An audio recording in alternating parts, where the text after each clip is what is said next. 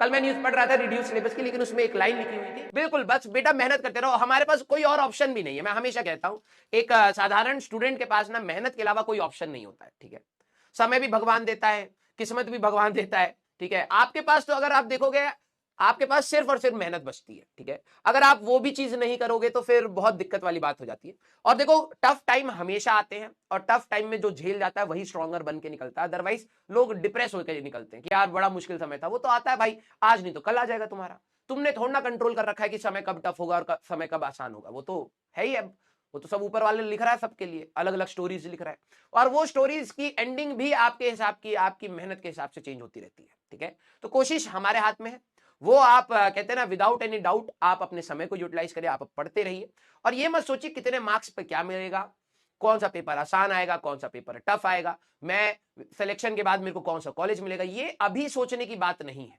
अभी भगवान ने आपको एक टारगेट दिया है, ठीक है, कि आप इस तैयारी को करिए, अच्छे से करिए, कोई इसमें कामचोरी मत करिए, ठीक है। और आपने भी कहीं ना कहीं वही टारगेट लिया है, तो इसके रिजल्ट्स क्या होंगे क्या नहीं होंगे वो सब डिपेंड करता है आज की मेहनत पर, ठीक है। तो आप उस पर थोड़ा सा ज्यादा फोकस करिए। देखिए ये डाउट्स आते हैं, ये थॉट्स भी आते हैं कि यार कैसा सिलेक्शन होगा कैसा नहीं होगा, ठीक है। तो वो फॉर द टाइमिंग, मैं ये नहीं कह रहा कि उसको आप निकाल के फेंक दीजिए दिमाग से, ऐसा नहीं है। वो ओरिएंटेशन करने में भी आपकी मदद करता है। कई बार आप उसको सोचते हैं तो वापस से आपकी एनर्जी आ जाती है, यार हाँ मेरे को करना था, ठीक है। सोचिए, लेकिन उसका लोड मत लीजिए। और कुछ समय आपके लिए टफ होते हैं, मैं यहां पर फील कर रहा हूं, और यही समय मेरे लिए भी अपने टाइम पर टफ था, तो होता है, ठीक है। मैंने भी यहां पर बहुत गलतियां करी थी, और जो मैं बोल रहा हूं ना, जितना हो पाए, मैं तो ये सोच रहा था कि कुछ नहीं कर पाऊंगा मैं, ठीक है, लेकिन उसका भी एक इजी वे आउट, जितना हो सके एक गाड़ी आगे बढ़ती रहनी चाहिए। अगर गाड़ी रुक गई ना तुम्हारी, फिर स्टार्ट करने में बड़ी दिक्कत होती है, ठीक है। तो रुकने मत देना। तुम्हें लग रहा हो ना कि यार पूरी दुनिया आगे निकल गई, तुम बस 20% ही कर पा रहे हो, 30% भी कर पा रहे हो, अरे 30% तो कराना।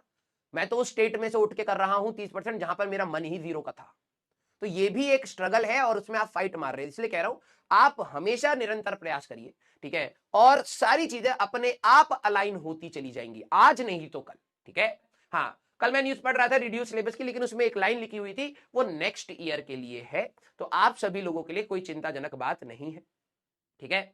हाँ, कल मैंने न्यूज सुनी है कि सिलेबस रिड्यूस होएगा, ठीक है। अब उसमें एक स्टेटमेंट था कि प्लानिंग फॉर नेक्स्ट ईयर, ठीक है। तो नेक्स्ट ईयर का जो आपका जेई मेंस या एडवांस होगा, उसमें कुछ सिलेबस का रिडक्शन करा जा रहा है। अच्छी बात है, मैं तो ये बात बोलूंगा, ये अच्छी बात है, क्योंकि हमारे पूरे सिलेबस में कुछ ऐसी चीजें हैं जिसकी मुझे लगता है कि अभी रिक्वायरमेंट नहीं है। आने वाले इंडस्ट्री के अप्रोच के हिसाब से देखें तो उनको अगर हम डिस्कार्ड कर देंगे तो बहुत बड़ा लॉस नहीं होगा। आपकी ओरिएंटेशन सही टॉपिक्स पर ज्यादा होनी चाहिए, ठीक है। Yes, clear. हाँ, नेक्स्ट मेरे हिसाब से अगर 2024, तो यार देखो ये अटेम्प्ट तो आपका, देखो जो जनवरी का पेपर होगा उसकी बनने वाला तो स्टार्ट हो चुका होगा ना। ध्यान से सुनिए, ठीक है।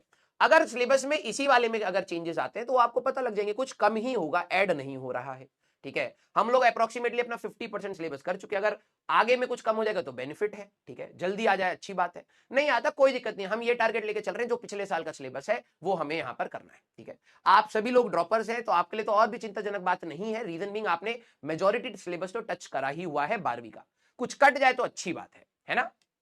यस, अब ये नहीं ना नेक्स्ट ईयर मतलब क्या होता है, नेक्स्ट ईयर कुछ बच्चे 2024 समझ रहे, तो उसका पेपर मेरे हिसाब से ये होता है कि ऐसा नहीं होगा कि अभी पेपर बन रहा है और अभी सारी चीजें चेंज कर दे। मेरे हिसाब से ये होगा कि थोड़ा सा टाइम लगता है यार मैनेजमेंट्स को भी, तो कोशिश मेरे हिसाब से यही होगी कि इसका अगला जो अटेम्प्ट होगा उसमें शायद कम हो, लेकिन अगर इसमें भी कम हो जाता है तो अच्छी ही बात है, ठीक है। यस, तो चलिए बेटा हम लोग स्टार्ट करते हैं। इससे आपको घबराना नहीं है। देखो अगर प्रॉब्लमेटिक बात क्या होती कि सिलेबस में कुछ एडिशन होने वाला है, प्रॉब्लमेटिक बात वो होती है ना।